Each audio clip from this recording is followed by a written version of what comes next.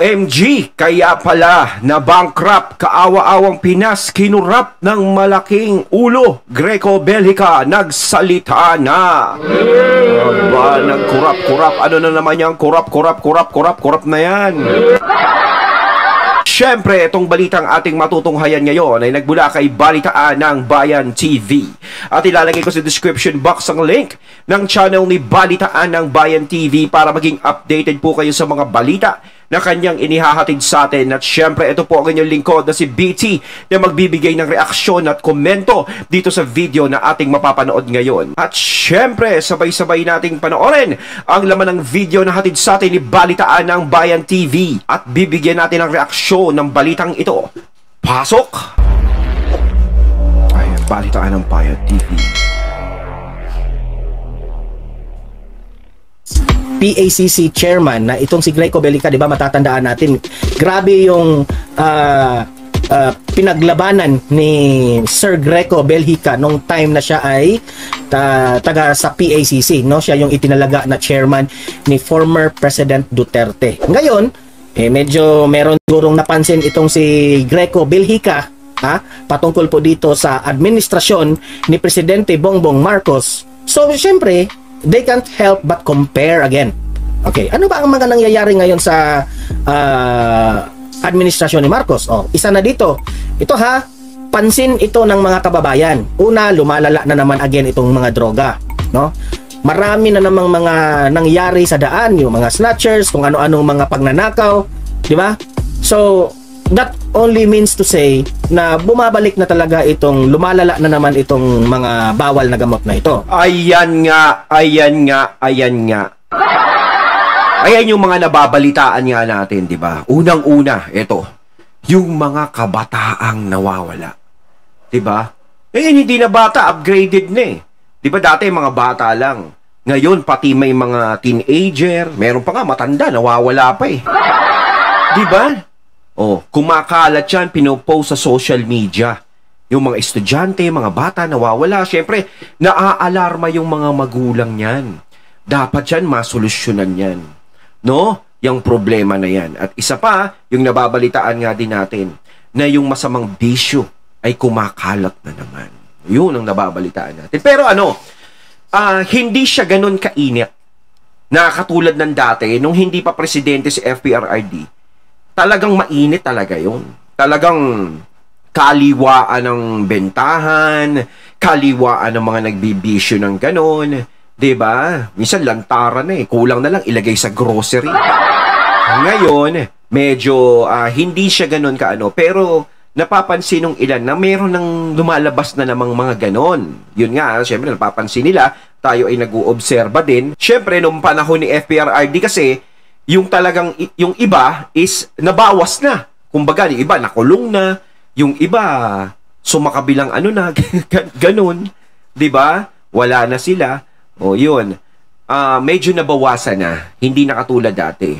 Pero, kailangan pa rin dapat talaga na mapuksa yung ganoon.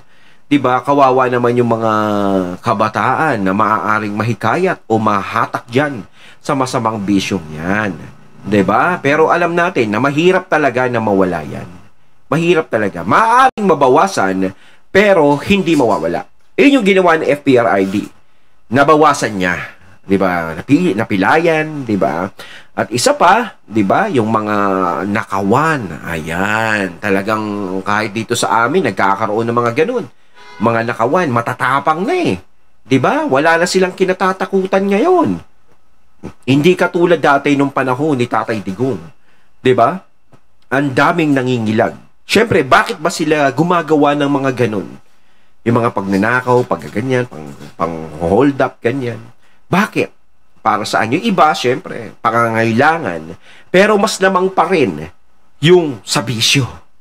'Di ba? Mas lamang pa rin yun. Bakit sila gumagawa ng ganun?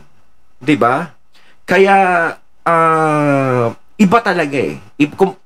Kung ipagkukumpara talaga, makukumpara talaga yung ngayon tsaka yung dati, kung ipagkukumpara sila is magkaiba. Kasi dati may takot eh. May ilag. No, may ilag sila. At talagang napatunayan natin na marami talagang mga natakot doon sa pinatupad ni FPRRD yun. At marami talagang naglaylo, 'di ba? Maraming nagbagong buhay, 'di ba? Minsan maglakad ka nga sa kalsada kahit madilim, walang mangyayari sa iyo, 'di ba? Kasi wala eh. Natatakot sila eh kapag gumawa sila ng ganun. Sigurado alam nila pupuntahan nila eh. Rehas o hukay lang. Tapos, heto pang si Greco Belhica na napansin niya na lumalala na naman. Marami na namang mga nangungurap dito sa ating gobyerno. Hindi man natin mabanggit, no? Kasi it's hard for us to accuse someone na wala tayong pinanghawakang ebidensya. Pero, makikita mo lang kasi yan eh. Sa mga ginagawa na mga proyekto, sa mga napapansin natin, no? Makikita mo talaga. Alam nyo ba kung ano ang nagpapabagsak sa bansang Pilipinas? Ha? Ang lumalalang korupsyon sa Pilipinas. Oh, sana naman Mr. President Bongbong Marcos, pagtuunan mo ng pansin itong mga korupsyon, ha? Under your administration, dapat bantayan nyo po sino yung mga umaabuso po sa pera ng taong bayan. Okay, mahalaga yan kasi sa panahon po ni former President Duterte, talagang binigyan niya ng pansin ni Duterte. Nabubuesit nga si Duterte dyan. Minumura niya yan. Dahil Kasi ano eh, kung gusto nating umunlad ang bansa natin, talagang yan ang dapat tutukan. Yang korupsyon na yan. Hanggat nagkakaroon sa bansa natin yan, na sila ay nananakam sa kung anong mga pondo na inaano ng taong bayan, di ba? Siyempre, malaking... Kaya nga yung iba, pumapasok sa politika eh. No? Hindi para maglingkod sa bayan, kundi magkamal-kamal ng salapi. Kaya totoo yan, no? Real talk yun. Di ba? Kaya nga yung iba, halos nagpapakamatay, makapasok lang dyan. Maupo lang sa pwesto. 'Di ba? Kasi malaking pera ang nai-involve diyan. No? Pero kung yung corruption is matututukan nga ng ang presidente, no? Matututukan niya, talagang gigisahin niya kung sino man yung mga gumagawa nun at mawawala. Sigurado yan uunlad ang bayan eh. Sigurado yan. 'Di ba? Yung mga kinukurakot ng mga korap na yun, syempre, ang laking halaga din yun. No? Papakinabangan din ng mga Pilipino yun kung tutuusin. 'Di ba? Kaya hindi uunlad ang bansa natin hanggat may mga ganong tao. 'Di ba? Hanggat may mga ganon na naglilingkod para kay sa tatlong muka. ayaw niya na yung taong bayan niloloko nitong mga government officials na ito. Di ba? Okay, so much with that. Pakinggan natin itong balita na ito at magre-react tayo. Okay? Okay, pasok. Hindi na ikinagulat ng dating chairman ng Presidential Anti-Corruption Commission o PACC ang ulat na paglala ng korupsyon sa bansa. Kung bakit? Iyan ang alamin sa report ni Carlo de la Peña. Sa ulat ng Varieties of Democracy o VDEM, tumaas pa ang Political Corruption Index sa bansa nitong nakalipas na taon. So, tumaas, ha? Ayan, itong Tumaas. Political Corruption Index. This is from 1900 to 2023. Imagine that one. Mula sa below 0.8 ay tumaas ito sa above Meaning, ito yung kanilang index dito. Kino-compare yan. Ayun, sobrang taas. Sobrang taas. 0.8. Pero para sa dating chairman ng Presidential Anti-Corruption Commission o PACC, hindi na nakakagulat ang naturang balita. Paliwanag ni Greco Belhica, Ito si Greco Belhica, sumuporta rin ito sa administrasyon ni Marcos. Pero look at what happened now. Mismo siya ang nagsasabi na tumaas na yung corruption ngayon. Expected yan, Hindi, kasi kung tutuusin, wala na kasi silang takot. Wala na silang pinangingilagan ngayon. Ang iniisip nila, syempre, yung ating presidente, hindi masyadong napapansin yung mga ganyan. 'Di ba? Kumbaga, parang, ang tingin nila, parang, chill-chill lang to. Hindi masyadong, 'di ba? Hindi masyadong stricto. 'Di ba? Hindi katulad ni FPRRD talaga eh. Kahit yung tatay ni PBBM, 'di ba? Talagang mga stricto talaga. Talagang lingkod talaga. Talagang sasagasaan talaga kung sino dapat sagasaan. 'Di ba? Walang pinipili. No, hindi mo talaga sila makikita na pa-chill-chill lang. 'Di ba? Kasi si PBBM medyo kasi ang makikita mo yung aura niya is parang relaxing, kumbaga, parang gano'n. Parang, hindi naman magagalit sa atin yan, ganito. Hindi naman tayo para anuhin yan. Di ba? Kaya ang lalakas ng loob nila eh. Di ba malakas ang loob nila? No? Pero kung si PBBM is talagang papakitaan niya ng disiplina yung mga yan, talagang yung sinasabi na gagamit siya ng kamay na bakal, ay, sigurado magsisitahimik yan. Kaya nga dapat, naku, sumanib sana si Apolacay kay PBBM para magbago ang timpla. Hindi totoo yan. Ako kasi talagang nanghihinayang ako kay PBBM. Diba? Siyempre, ang daming ngayong batiko sa kanya, ang daming banat sa kanya talaga. No? Nanghihinayang ako sa, siyempre, yung ibinalik ng tao ang tiwala sa mga Marcos. Naupo na siya bilang presidente, nakabalik sila, nalinis ang pangalan, naging maayos, si Apolacay na ilibing sa maayos na libingan, nakabalik. Nakakapanghinayang na ganito na naman ang nangyayari, na marami na namang salita na hindi magandang natatanggap, mga negatibo na pumupukol sa kanya dahil sa nangyayari. 'Di ba? Dahil sa mga alitap-tap din na nakaikot sa kanya na siya ring sumisira sa kanyang imahe. 'Di ba? Pero kung si PBBM ay kikilos, ididilat niya ang mata niya, ang tenga niya, makikita niya yung katotohanan eh. Yung totoong nangyayari talaga. 'Di ba? Pero nasa sa kanya pa rin yun. Nasa sa desisyon niya pa rin yun. Kung tingin niya na tama pa rin ang ginagawa niya, sa kabila ng maraming tao ang nagagalit o bumabatikos sa mga ginagawa niya, nasa sa kanya yun. Kung itutuloy niya pa yun, o bibigyan niya ba ng oras para makabawi siya sa mga tao? 'Di ba? Kasi ilang taon pa, 2028 pa, matagal pa. 'Di ba? May panahon pa para makabawi. Yun lang naman kailangan nating makita yung talagang paninindigan ng isang presidente na meron siyang sariling desisyon.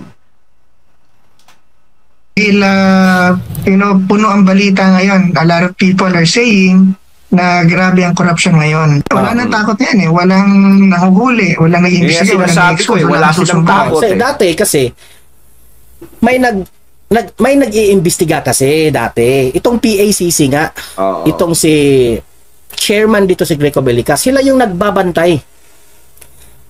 At ang daming mga natutuklasan na mga korupsyon kasi alam po ni former President Duterte na isa sa mga bumabagsak na dahilan sa ating bansa ay itong korupsyon. Kaya nga si Duterte nag-create ng PACC. And the chairman for this is si Greco Bellica. Ang daming na tuklasan, 'di ba? Halos nga every at least twice a year ina-announce po ni former President Duterte sino yung nangungurap. Kahit nga mga mayors, mga congressman, ina-announce on TV. Grabe yun dating panahon ni Duterte. Pero ngayon, sabi ni Greco, wala na pong nagbabantay. This is the sad truth. Totoo yan. Dati, binubulgar kung sino yung mga korap Kahit nga yung mga nagpapakalat ng bisyo, yung mga pumapadrino sa mga bisyo, di ba talagang inaano talaga ni FPRRD? Nilalantad niya talaga, di ba? Wala, di ba? Walang takot, walang pasapasabi, bangga kung bangga. Sabihin niya, ito si ganto, ganyan, ikaw, ganto. Wala na nagbabantay. Wala nang nagbabantay. So, easy na lang sa kanila para mag-corrupt. No, yun lang. Yun lang problema. Tapos, ang pinakamahirap patunayan, yung corruption. Ito kasi yung system yan.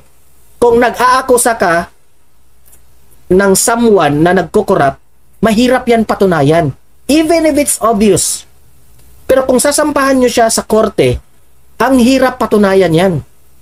Unless if you have evidence na makapagpakita ng mga dokumento. Ayan, di ba? So sa panahon po ni former President Duterte, ang daming mga nabuking na mga corrupt. Pero ngayon, na wala nang nagbabantay sa mga pangungurakot ng mga ilan sa ating mga government officials, Kaya nga babagsak at babagsak ang ekonomiya natin. Parang ang dating nila ngayon, enjoy sila eh. Parang, it's not matter, but I just can't hide. Come on, come on, come on. Diba? Parang ano, tama na yan, inuman na. Party-party na sila eh. Diba? Wala na pumapansin sa kanila eh. Diba? Pero kung sila mapapansin, doon mo kasi malalaman yung isang pinuno ng bansa. Kung talagang stricto, talagang nagdidisiplina, talagang matigas talaga. 'Di ba? Yun ang kailangan ng mga tao eh. Kasi hindi mapupuksayan kung ikaw malambot. 'Di ba? Kung malambot ka, hindi mawawala 'yan. Mas ikaw pa ang kakayan-kayanin, gaya nga na nang nangyayari ngayon. Yung iba mas umiepal pa eh. Parang sila pa yung mas presidente kaysa yung tunay na presidente. 'Di ba? Nakikita natin palabas-labas, 'di ba? Yung siya ang nag-e-expose sa sarili niya. Kahit hindi niya gawain, ini-expose niya yung sarili niya. 'Di ba? Pinatalo niya pa yung presidente. Yun eh, 'di ba? Babagsak talaga tayo. Instead na itong mga pera na ito, ilaan ito sa mga pobre nating mga kababayan, ilaan ito sa mga proyekto na makakatulong na dadami ang trabaho ng Pilipino, Ayan. hindi na ito magagamit dahil nga binulsa ng ating mga government officials. Tama. Nakakahiya kayo eh.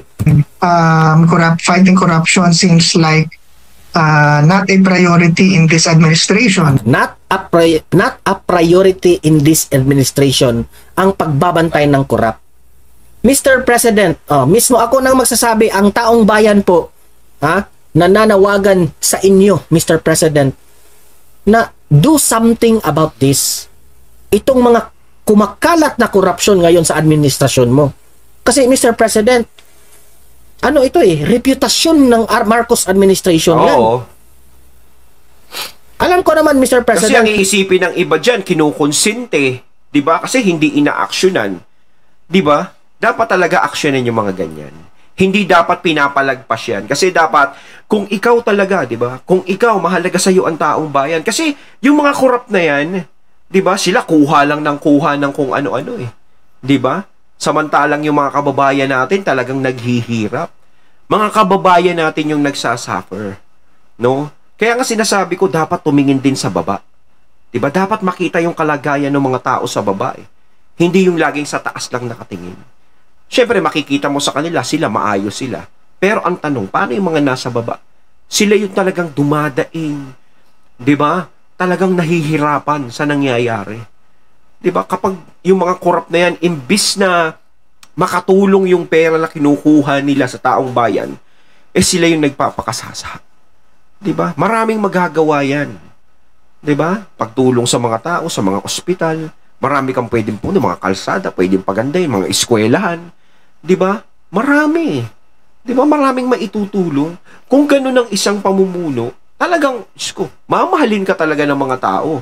'Di ba? Siguro kung may maririnig man sila kung may maririnig ka man na masamang sinasabi sa'yo, ayun yung mga kontrabida talaga. Na talagang legit talagang kontrabida na hindi sumasang-ayon sa kabutihang ginagawa mo sa mga tao dahil yun ang inuuna mo.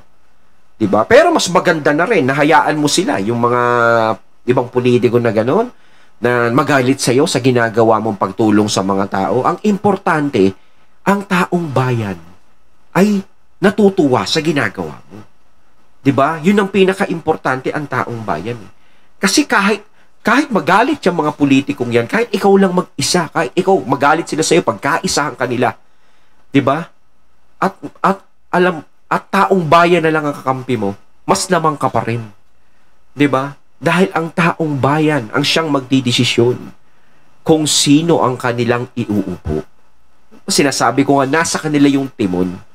Mas malakas na kakampi ang taong bayan kaysa sa mga yan. Kahit anong partido pa yan, kahit na ano, magsama-sama pa yan, kahit mag-bolt in. Diba? Walang laban yan sa taong bayan kapag ang taong bayan ay nagkaisa. Diba? Kung mabuti ang ginagawa mo sa taong bayan, nasa likod mo sila at siguradong hindi ka nila iiwan. Na matino ka, alam ko namang hindi ka mangungurap, ha? Kasi sabi nyo yan, hindi nyo mangungurap, bantayan nyo na lang yung mga nangungurakot. Oo. Dapat Bantayan talaga. nyo. Ang una ha, bakit tinanggal itong PACC? Ang ganda ng programa ni Duterte itong PACC, bakit tinanggal? Sino ang may sabi Para daw wala na magbantay ng kurate. nitong sino ang nagsasuggest nito na tatanggalin itong PACC? Kasi tinanggal na yan eh. Dahil takot sila dito sa PACC. Grabe yan. Binabantayan yan ni Greco. Kaya nga itong taong to, ang daming mga pumapalag na mga politicians na isiniwalat talaga. Ang PACC po ay makabayan yan. Kakampiyan ng taong bayan. Tapos tinanggal ni... Grabe. Mantakin mo kung ano yung nakakatulong sa taong bayan. Yun talaga ang tinatanggal eh, no? Pero yung mga alitap-tap, hindi matanggal-tanggal eh. Kaya ganyan kalala, ganyan kasama ang korupsyon. Dagdag pa ni Belica, malaki na rin daw ang hingian ng komisyon sa mga proyekto ng pamahalaan. Imagine that one, mga proyekto, umaandar na naman ito mga komisyon ito. Dito sila magkapera yung sa komisyon na yan eh. Na umaabot sa 40%, batay na rin sa mga nakakausap nito. Sa ganito kalaking komisyon niya mula sa mga contractor, ay wala nang matitirang pondo para sa proyekto. Maliban sa naturang report, lumalabas rin aniya na ang Pilipinas ay one of the most corrupt sa 2023 Corruption Perceptions Index. Mula sa 180 na mga bansa ay nasa ika-115 pwesto ang Pilipinas sa most corrupt country. So kakahiya ito? Pucha. Imbis na mapasama tayo sa isa sa mga maunlad na bansa, no? Napasama tayo sa most corrupt eh. Ang sama nun. Kasi talagang dapat tayo maipakita, maipagmalaki natin ang ating bansa sa lahat. Diyos ko, kung kasama tayo sa most corrupt, ano masasabi sa atin ng iba niya? Nakahiya-hiya yun. Grabe. Philippine Global Ranking sa most corrupt. Kaya dito mo talaga masasabi bakit hindi umaasenso ang Pilipinas. Ako sa totoo lang, sa panahon po ni former President Duterte, nahihirapan nga yung Duterte administration na isugpo yung mga corruption. Dapat yan, may parusang bita yan eh. Oo. Yung mga corrupt na government officials eh. How much more this administration ni PBBM? Paano nyo yan masusolusyonan? Hindi, wala nga kayong programa dyan, patungkol dyan. Wala akong naririnig kung meron man, di ko alam. Kasi hindi naman nila ina-announce. Dapat parusahan yung mangungurap eh. Dapat ibalik itong PACC. If you have love for your country, Mr. President Bongbong Marcos, gumawa ka ng programa patungkol dito sa mga corrupt nating mga government officials. Mag-real talk tayo dito. Mr. President, kahit anong gawin mong solusyon o ano-anong mga programa mo dyan, kung itong corruption po ay kung hindi nyo mabigyan ito ng solusyon, wala pa rin tayo, babagsak pa rin tayo, Mr. President. Tama. Yan ang dapat kasi mawala. ito yung isa sa pinakadahilan na bakit tayo pobreng bansa. Ayun, at ating natunghayan ng video na nagmula kay Balitaan ng Bayan TV at syempre natunghayan natin ang boses na yon na nagmula kay Donmar TV. Ayan, kayo mga katunay, anong masasabi nyo tungkol dito sa video ang ating natunghayan ngayon? Comment lang po kayo sa comment box. So once again, I'm BT and I'm out. Peace.